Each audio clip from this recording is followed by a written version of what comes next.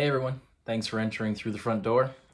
Today's video is called Bomb Squad, Tips and Tools to Prevent and Disarm Triggers. Before we get into it today, just a quick disclaimer. I'm not a therapist. I'm not a licensed therapist. I cannot give therapeutic advice. I am simply sharing from my personal experience along with what the professionals are saying as well. And so we got a lot to get to today, so we're going to dive right in. I want to talk about two types of care. As it said, prevent and disarm triggers. The first is preventative care, and then we'll talk about kind of the disarming or the reactive care when things really get rolling. Like, how do we get out? It's very difficult once the prefrontal cortex kind of shuts down and you're in your midbrain, like we talked about last video.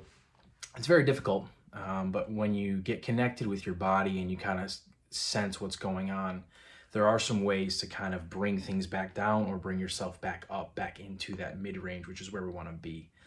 And so the first thing to note is that preventative care is always better than reactive care.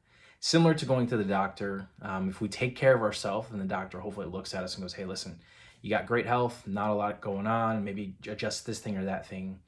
Where if we are not taking care of ourselves, we can get to the doctor and then they're like, hey, listen, your blood pressure's through the roof.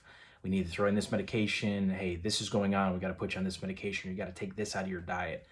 And then we have to make all sorts of maybe drastic changes in order to bring ourselves back into the realm of health. And so preventative care is always better than reactive care. Second thing is that preventative care is intentional and it can feel like work. This is something that's very difficult, is to build preventative care into our daily life, into my daily life. It really is a discipline that has to be worked at and tweaked and adjusted based on our seasons and what's going on, whether we're single, married, kids, no kids, widowed. All these things have to be played into building a realistic preventative care plan for ourselves. Distractions are meant for escape. And so watching Netflix for a couple hours isn't a bad thing. But when I am binging Netflix in order to distract myself or to escape from reality, not just for a day, but for days, weeks, months, or whatever that might be, video games, whatever distraction may be the thing that I'm relying on in order to not feel my feelings and deal with what's going on around me and inside me, that's not preventative care. That's actually more destructive than preventative. And again, those things aren't bad in moderation, but when they become the thing we rely on to regulate the way we're feeling and what's going on around us, that can be dangerous. And so I want to get right into some forms of preventative care. Also, quick side note, a lot of these are based on my current experience. I've tried a lot of these. I've also researched some along the way, and they've been really helpful. I am also someone who doesn't have kids or anything like that. I don't have a pet, and so I have the kind of wiggle room to do these things. And so for those who have kids and their life might be a bit more chaotic, these might be a bit more difficult, so I submit that ahead of time. I still think some of these can be adjusted for preventative care just in smaller doses, and maybe just talking with your spouse or your partner or whoever to go, hey, I want to try to build these in moderation in my life. And so first thing it's talked about for thousands of years is meditation. Sitting down, having mindfulness, and taking a few minutes either in the morning or at night or both to just start your day off or decompress with, okay, I want to, when I wake up, what's going on inside of me? What's going on around me? When I go to sleep, how was my day? Reflecting, going, okay, this is what's going on. Start small. 2 minutes, 3 minutes, 5 minutes of just breathing in and out, in and out, and starting to figure out what's going on in my body. One of the things that trauma does is it disconnects our mind from our body. And so our bodies are trying to tell us something, and they store a lot of our trauma. And when we can figure out what our body's trying to tell us, then we might even be able to figure out what we're feeling. And when we get to figure out what we're feeling, then we can figure out what our needs and our desires are. And when we can figure out what our needs and desires are, we can express those to others and be known and kind of bring ourselves down or bring ourselves up out of shame. Super important. I'm going to attach a link in the description of this video for a 10-minute meditation called Leaves in a Stream. Super helpful for me to kind of bring yourself into the present and not think about the past or the future. And all of a sudden you feel the stress melt away. The second thing is, if you're a person of faith, prayer. Starting the morning off and in the middle of the day and at night, just simply some time of prayer and reflection. It's really, really helpful for me trying to start my day off like that each day, to kind of get myself out of myself as well, and to kind of pray and focus on something bigger and greater than myself. The third thing is walks. So just going for a walk, kind of starting off observing the things around you, looking and looking for the details, and not just listening to music to try to escape, but being intentional and being present in the moment. A lot of this has to do with being present in the moment to bring ourselves out of either the future or the past, so that we're here now. Looking for the details, observing the things around you, and then moving forward as you do that, maybe as you're walking, start to attempt to observe the things that are going on inside of you. What's going on in my body? What am I feeling? What am I thinking on? What am I dwelling on all day? And then write those down, share those with others as well. The next thing is music. Music is so influential, and in the next video, we're actually going to talk about the concept of music as therapy, which is really, really cool, and kind of not a newer thing, but is gaining some traction as well in the field of therapy and counseling. Try to focus on music that is intentionally positive and uplifting. When you get into the realm of music and just kind of getting into that loop of either negativity or reinforcement of the sadness or the heaviness that you're feeling. And feeling sad is not bad. But when it becomes self-pity, we can very easily slip down the slope of self-pity and toxic shame and isolation. And music can reinforce that. And so try to choose something that is intentionally positive, uplifting, whether that be just like summer vibe music, if you're a person of faith, worship music, whatever that might be. Music is very, very powerful. And so that's some of the things that we can do for preventative care. But what happens when you're in an argument with someone or something happens to you, and the cue, as it's called, CUE, kind of gets set up, and you notice that, and then boom, the trigger is pulled and the trauma capsule kind of snaps in your brain, and off you go into being triggered. What do we do? And so there are two different types of disarming tools that I want to talk about. The first one is for sympathetic disarming. So as we talked about in the couple previous videos, fight, flight, or fawn, of where our blood pressure goes up, our anxiety might kick in, and we're just, and here we go.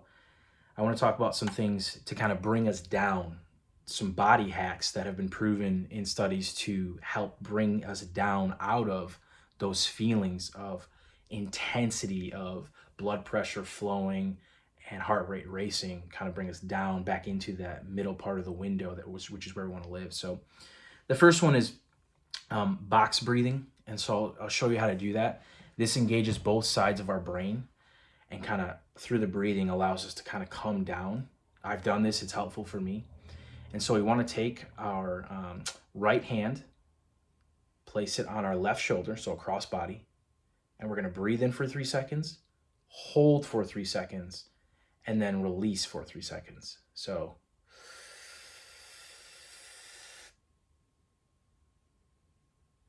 then we're going to take that right hand, place it on our left knee, cross body, and repeat.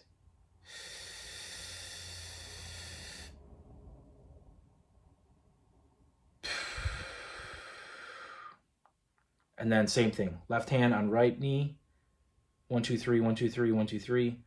Left hand on right shoulder, 1, 2, 3, 1, 2, 3, 1, 2, 3. And repeat this as much as necessary. It engages both sides of the brain, breathes, slows our heart rate down, kind of brings us down a little bit. The next one is a funny one. It's called hulking out. For those that are lifters, like weightlifters, think of this as like a 1 rep max, but for your body. And so what we're going to do is we're going to get kind of into a sitting, like almost fetal position, hands closed. And we're going to take a breath, a deep breath in, 3 or 4 seconds in, and then squeeze every muscle in our body as tight as we can for 3 seconds and release. So similar to if you're a deadlifter or a squatter or a bench presser, just that 1 rep max, boom, out. So breathe in and then really just squeeze like the Hulk, hulking out for 3 seconds. So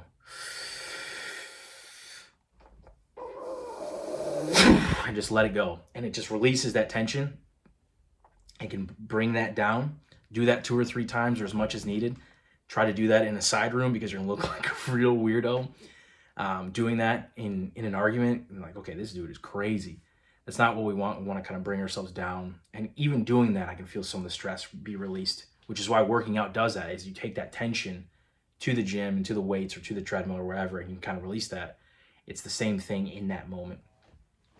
Third thing is simply just grab a glass of ice cold water and just pound that bad boy. The coldness of, and the temperature of that ice cold water should bring your temperature down. As your anxiety kind of kicks it up, we're trying to bring you back down and bring me back down.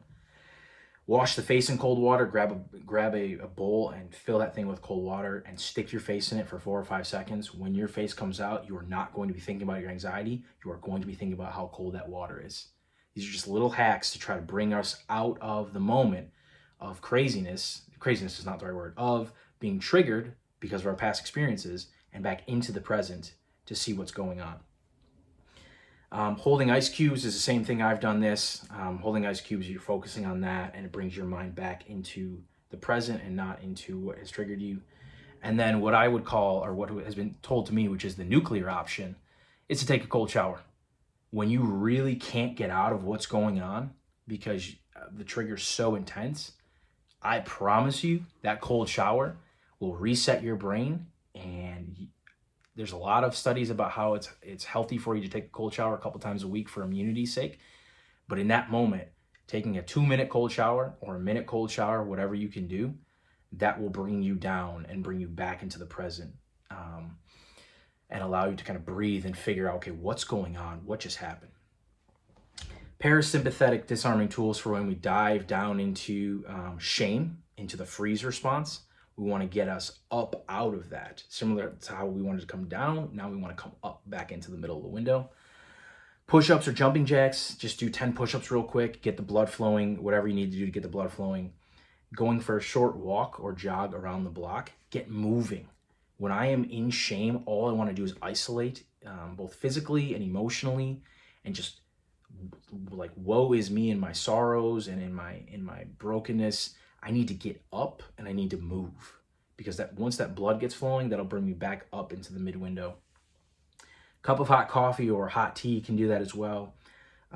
Wrapping yourself in a heated blanket, if you're isolating, like that will get the blood flowing, and just walk around your house or apartment or wherever with a heated blanket. That should get the blood flowing again. And then the nuclear option for that one is to take a scalding hot shower. Don't burn yourself, but get that blood flowing to allow you to get back up into reality and into the present, because it's always distorted up here and down here. Like what's real, I should say what's true, is typically in here, but the reality of these two is so intense that it warps what we see. And then for both, above all, when you come out of those two things, either sympathetic or parasympathetic, reach out and call someone. Excuse me. Reach out and call someone and talk about, hey, this is what just happened. Here's why I think it happened, or I'm not sure why it happened. Can I talk through this with you? Someone trusted. Because once we get to see those patterns and we get to see those cues that lead us into the triggers, the thing that's setting up the trigger, then we have a better chance of focusing on preventative care to put ourselves in situations, if we can control it, where we are aware of those cues and then we're taking care of ourselves to make sure that we don't even put ourselves in those situations. Or if we can't control that, then we're focusing on preventative care to figure out what is the cue that sets me off and how do I break down what's inside of that to try to disarm it. Hopefully this video was helpful for you. Like I said, I'm going to leave a link in the description with the Leaves on a Stream meditation guide. If you have any questions or comments, please feel free to shoot me a message. Hope this was helpful for you guys. And until next time, take care.